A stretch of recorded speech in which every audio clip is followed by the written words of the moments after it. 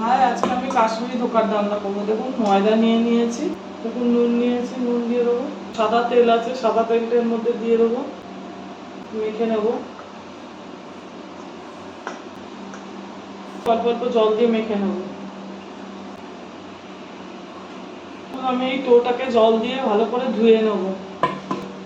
আমি জল দিয়ে দেবো,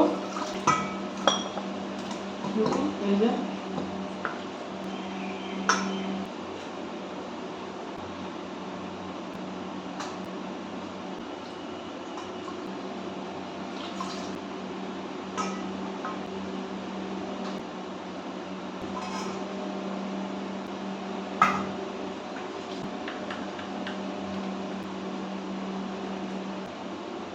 আস্তে আস্তে বড় শেপ দিয়ে ভেজে নেব। জ্বালিয়ে দিয়েছি, কড়াই আমার তেল আছে, আর একটু তেল দিয়ে দেবো, সাদা তেল। কড়াটা আমার গরম হয়ে গেছে, ওকে বড়া করে করে ছেড়ে দেবো। বড়াগুলো আমি ছেড়ে দিয়েছি, বড়াগুলো আমার ভাজা হয়ে গেছে, আমি তুলে নেবো। এর মধ্যে আমি আদা, কাঁচা লঙ্কা, টমেটো নিয়েছি, এগুলোকে আমি বেটে নেবো। এটা নিরামিষ রান্না হবে। এখন আমি এর মধ্যে শুকনো লঙ্কা, তেজপাতা আর গোটা জিরা নিয়ে নিয়েছি, এর মধ্যে ফোড়ন দিয়ে দেবো।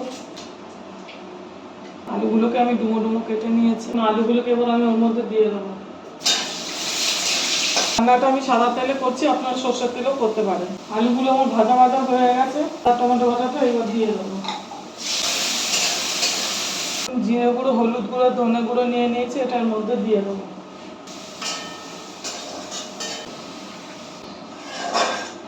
একটু সামান্য জল দিয়েছি, ফুটতে দেবো। তেল ছেড়ে দিয়েছে, এবার এই বড়াগুলো আমি ওর মধ্যে দিয়ে দেবো।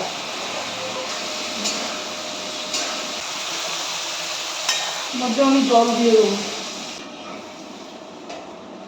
নুন নিয়েছি, নুন দিয়ে দেবো, গুড় নিয়েছি, গুড় দিয়ে দেবো,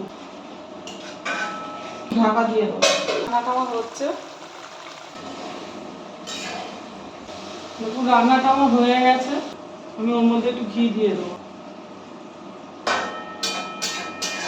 এখন আমি কড়া থেকে নামিয়ে নেবো। রান্নাটা ধোকার ডালনা রান্নাটা আমার হয়ে গেছে, কাশ্মীরি ধোকার ডালনা। দেখুন কাশ্মীরি ধোকার ডালনা বানানো হয়ে গেছে। এইভাবে বাড়িতে বানিয়ে করে খাবেন, ভালো লাগবে। আর আমার চ্যানেলটা লাইক, সাবস্ক্রাইব আর শেয়ার করুন।